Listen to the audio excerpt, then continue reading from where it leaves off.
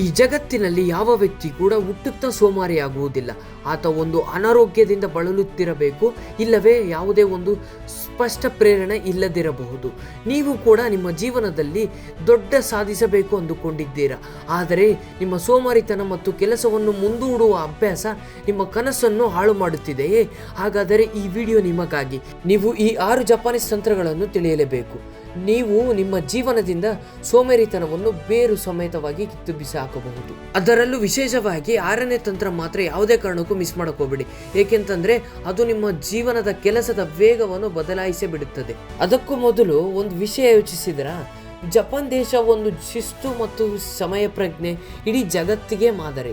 2 ಬಾರಿ ಅಣುಬಾಂಬ್ ಬಿದ್ದರೂ, ಪ್ರತಿ ವರ್ಷ ಭೂಕಂಪ ಮತ್ತು ಸುನಾಮಿಗಳಿಂದಂತಹ ತುಂಬಿದಂತಹ ಪ್ರಾಕೃತಿಕ ವಿಕೋಪಗಳಿದ್ದರೂ ಅದನ್ನೆಲ್ಲವನ್ನು ಎದುರಿಸುತ್ತಾ ಜಪಾನ್ ಇಂದು ಜಗತ್ತಿಗೆ ಸೂಪರ್ ಪವರ್ ದೇಶಗಳಲ್ಲಿ ಒಂದಾಗಿ ನಿಂತಿದೆ. ಆದರೆ ಅದರ ಹಿಂದಿನ ರಹಸ್ಯ ನಿಮಗೆ ಗೊತ್ತೇ? ಅದಕ್ಕೆ ಕಾರಣ ಅವರ ಸಂಸ್ಕೃತಿ ಮತ್ತು ಅವರು ಪಾಲಿಸುವಂತಹ ಆ 6 ರಹಸ್ಯ ತಂತ್ರಗಳು. ಅವು ಅವರನ್ನು ಯಾವತ್ತೂ ಆಲಸಿಗಳಾಗಿ ಬಿಡುವುದಿಲ್ಲ, ಬದಲಾಗಿ ಸದಾ ಚಟುವಟಿಕೆಯಿಂದ ಇರುವಂತೆ ಪ್ರೇರೇಪಿಸುತ್ತವೆ. ಬನ್ನಿ ನಮ್ಮ ಜೀವನದ ದಿಕ್ಕನ್ನೇ ಬದಲಾಯಿಸುವ ಆ 6 ಜಪಾನೀಸ್ ತಂತ್ರಗಳನ್ನು ಯಾವುವು ಎಂಬುದನ್ನು ಈ ವಿಡಿಯೋದಲ್ಲಿ ವಿವರವಾಗಿ ತಿಳಿಯೋಣ. ಸೋಮಾರಿತನವನ್ನು ಗೆಲ್ಲುವ 6 ಜಪಾನೀಸ್ ತಂತ್ರಗಳು. ಫಸ್ಟ್ ಒಂದು ಬಂದ್ಬಿಟ್ಟು ಇಕಿಗೈ, ಜೀವನದ ಅರ್ಥ.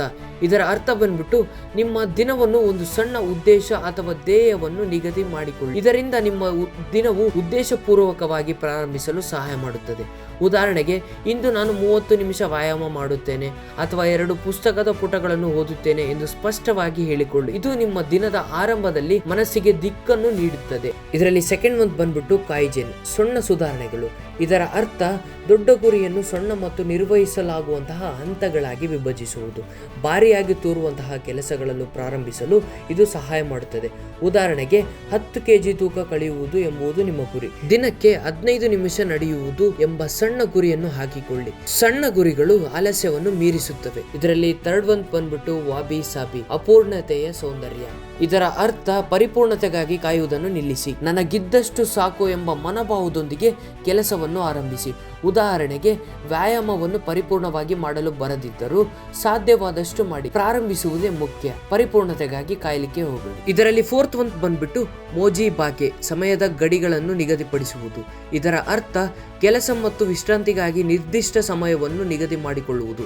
ಇದು ಕ್ರಿಯೇಟಿವಿಟಿ ಮತ್ತು ವಿಶ್ರಾಂತಿ ಬಗ್ಗೆ ಸಮತೋಲನವನ್ನು ಉಂಟು ಮಾಡುತ್ತದೆ. ಉದಾಹರಣೆಗೆ, ಮಧ್ಯಾಹ್ನ 3ರಿಂದ 4ರವರೆಗೆ ಈ ವರದಿಯ ಮೇಲೆ ಕೆಲಸ ಮಾಡುತ್ತೇನೆ, ನಂತರ 15 ನಿಮಿಷ ವಿಶ್ರಾಂತಿ ತೆಗೆದುಕೊಳ್ಳುತ್ತೇನೆ ಎಂದು ನಿಗದಿ ಮಾಡಿಕೊಳ್ಳಿ.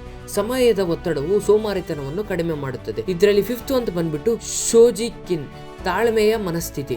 ಇದರ ಅರ್ಥ ಸೋಮಾರಿತನದ ವಿರುದ್ಧ ಹೋರಾಟ, ತಾಳ್ಮೆ ಮತ್ತು ನಿಮ್ಮ ಸ್ಥಿರತೆ ಬೆಳೆಸಿಕೊಳ್ಳುವುದು. ಸಣ್ಣ ಸಾಧನೆಗಳನ್ನು ಗುರುತಿಸಿ ಮತ್ತು ಆಚರಿಸಿ.